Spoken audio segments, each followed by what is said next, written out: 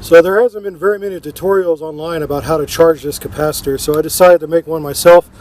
I am still learning how to do this, and I experimented myself. As of right now, I have the head unit amp control wire, or the amp wire basically, that controls the amp to the stereo, little 12 volt. You know, usually I have it going straight to the amp. As of right now, I have it plugged in to the capacitor, and I'm getting a readout of 11.8. So according to the readout I'm getting with that capacitor, I have to match the same output as the battery. So I'm going to go measure the battery with the voltmeter. After that, then supposedly you can then connect the positive to the positive. If there's any kind of discrepancy, it could cause the power to go back and burn out the fuse. And you also want to make sure that you are plugging in. That's the positive, that's the negative. If you have them backwards, this will whine, and if you plug in the terminal, it will burn out your fuse. So, but it will not burn this out. This has apparently got some interesting safety features built into it. Plus, it acts like a capacitor. It doesn't give a fuck as long as it's dumping the energy somewhere. So, as you can see, this is the ground wire. This is not the power wire. This is my ground relay. This is my positive relay. I want to run the positive right here to it once I got the amperage the same as the battery. So as of right now, the little resistor that I got connected on there, which prevents this from overcharging too quickly and over accelerating, because this will heat up, you know, as this is trying to get up to where it needs to be. But as of right now, it seems to be running about, you know, 11.7, 11.8, 11.6. It's going up and down. So now I got to go to my voltmeter. So I'm going to put it on 20. Now I'm going to go read the volt on the battery, and I'll get back and tell you what the reading is. If it's the same, I'm then going to take it and plug it into my capacitor. Now I have a huge respect for capacitors or electricity in general, because I've been sent to the hospital and I've been electrocuted. 200,000 volts of DC for a couple seconds. It caused my heart to go into arrhythmia, and it burnt the nerves to my hands around the middle of my chest all the way to my foot. So I have a little bit of high regard and respect for electricity, so I'm kind of paranoid about getting this right. So that's the reason why I'm doing this. I want to state that I'm not an electrician. All right. And as of right now, I'm actually getting a lot higher reading than what I'm getting back there. So I'm going to ground it right here. So I'm wondering, and I'm no expert, that the length of the wire creates a little bit of resistance, which causes it to drop by a percentage or percentage and a half. I'm not 100% sure. Now, if you ever wonder about grounding, grounding is really just kind of a terminology for negative. It's negative to the body. The body actually goes back and plugs in the negative of the battery. So, I'm getting the same reading. But I had to get that connector because this car is old and I was not getting a very good connection with the battery. So, I'm going to assume that I'm at a good, decent charge on that capacitor, and go ahead and take the risk of plugging it in. So, wish me luck. I'm getting a little bit of rainfall, which concerns me a little bit. Summer sprinkles, so I'm probably going to cut out doing this because I fear electrocution. But I just wanted to do a demonstration. That's with the car off. So, anyways, the rainfall got me paranoid, so I'm taking a break. Okay. So I just had a summer shower. And I backed away from all this because I don't like working around a wet environment. Dried everything off. You can see my little resistor right there. It's charged, matching the battery. This is the connection I'm going to do. It's going to go to this and into that relay. So I'm going to connect this first, and as you can see, I'm using a very large connector. So I'm going to put a washer and a lock washer on there just as a precaution. So I'm leaving it off. I'm not going to turn the car on because this shouldn't do anything unless it detects a draw, and it's not going to turn the stereo on. So hopefully it won't have any kind of discharge. If it does, I'll put it in the video and tell you all if it happened or not. I'm not going to be recording while I do this for safety reasons, but like I said, I have a large amount of respect for electricity, so there's a little bit of paranoia when it comes to doing this. Here we go. I successfully plugged everything in. My only gripe might be I don't like how this positive port looks. I don't know how many threads it's hanging on there, so I'm going to keep an eye on that.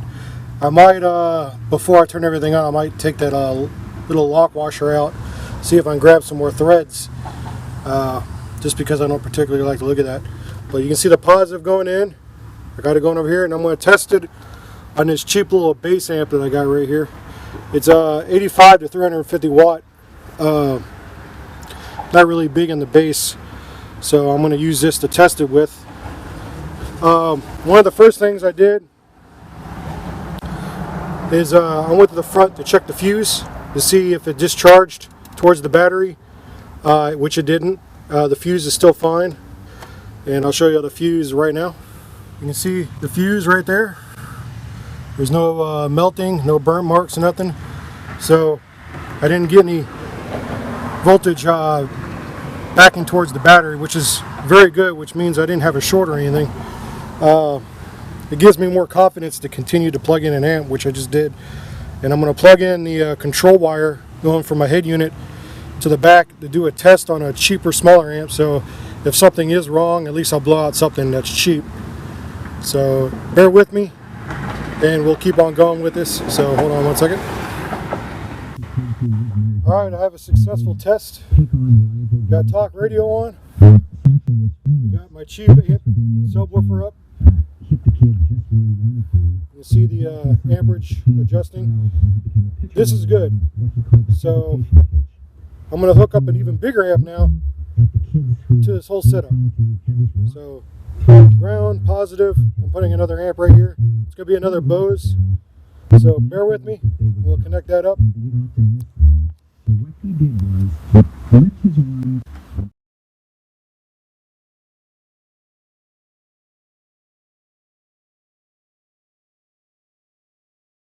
Alright, so in my little cheap tutorial that I'm doing right now,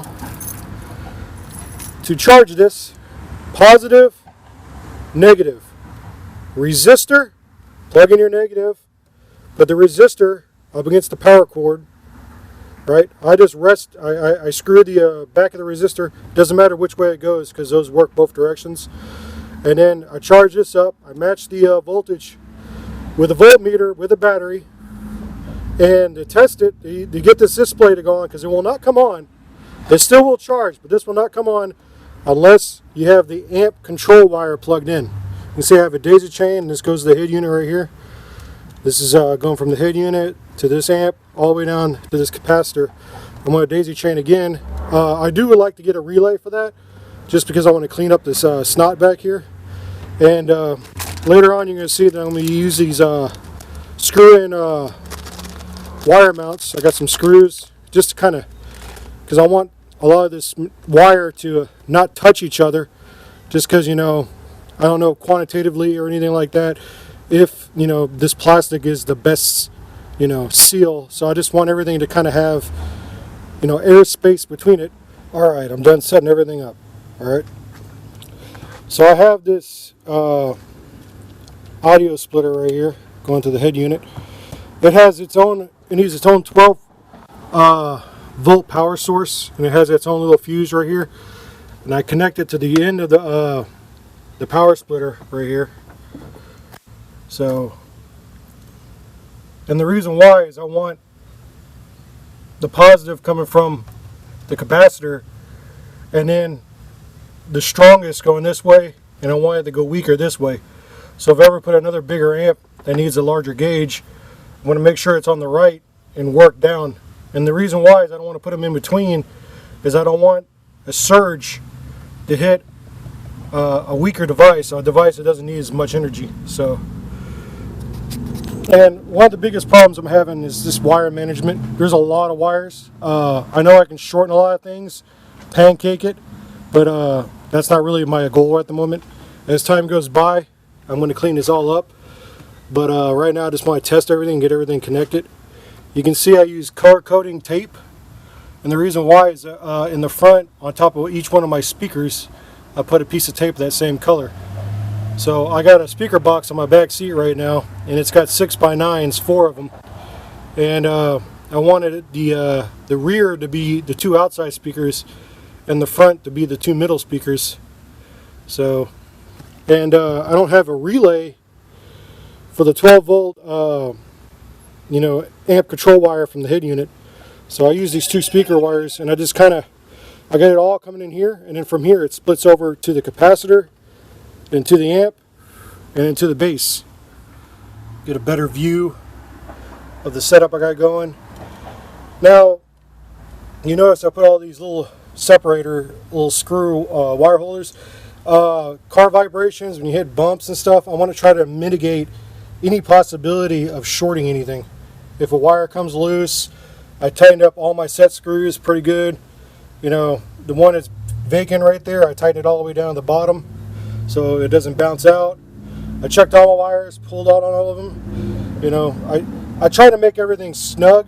It looks messy in here, but I promise you, as time goes by, it will be cleaned up. But my goal is to mount whatever kind of stereo equipment that I have on these compressed boards, and I want to put some planks on the side right here and then make a sandwich. This way I can put groceries back here and stuff. Basically making a sandwich. So the very top is going to be blank. So I'm just going to measure out the highest part of this and cut some boards and put it on the side and buy another one of these planks right here. I believe it was 36 inches. And just make I guess you could say like an Oreo of amps. I got enough space over there in the left corner for another amp. So this is kind of like my experiment. I haven't done this since I was in high school, so this should be very interesting. I'm going to show you the speaker box I got in the back in a second. So, all right, so these are the speakers I'm going to be pushing with this thing. They're rated at 350 watts. I believe the amp is going to max out around 300 watts, maybe a little bit over. I've heard this amp is actually underrated slightly. Not as much as some of these more high-end amps, but as far as a Boss quality amp, it's unusually good for the brand name. So I went ahead and purchased it. Hopefully when I test it, it works the first time. Unlike that Lancer amp that I had. When the sun comes up, maybe tomorrow I'll make a video of a test run. So I haven't tested this yet. I'm going to test it in a minute, but it's not the optimal conditions to really get a good video. I just wanted to bring this one last subject up before I test this, and it's because I don't want to make this mistake. Read about the speakers you purchased. So if you can see right here, there's an appendix of different type of speakers made by the same manufacturer. Find the speaker that you purchased and find out what the maximum hertz, ohms, wattage, everything is, and then set it up accordingly on the back of the amp. That's what those little knobs back there are for. They're not just tinkering, they're actually set there to set the device that you actually have hooked up to it.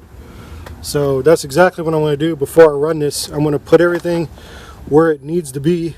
A lot of times these amps are just preset at the lowest setting. So take a screwdriver, turn everything.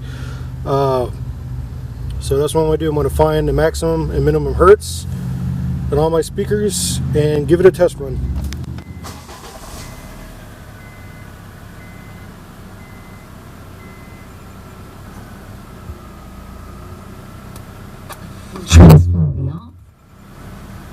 Tells us what it's like to be a British director bringing stories to life in the US.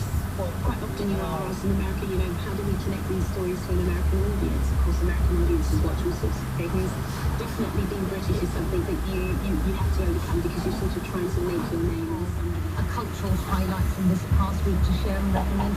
Alright, so I'm having a hissing issue. Mariana come to you first. So I don't know what's causing that. The film How to Build a Girl, based on Caitlin Moran's novel.